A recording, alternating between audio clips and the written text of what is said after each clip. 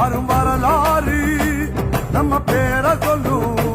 இனி வருங்காலம் நம்ம வாழ சொல்லும். எந்த திசையெல்லாம் நம்ம வீரம் சொல்லும். நம்ம தலைமுறைதான்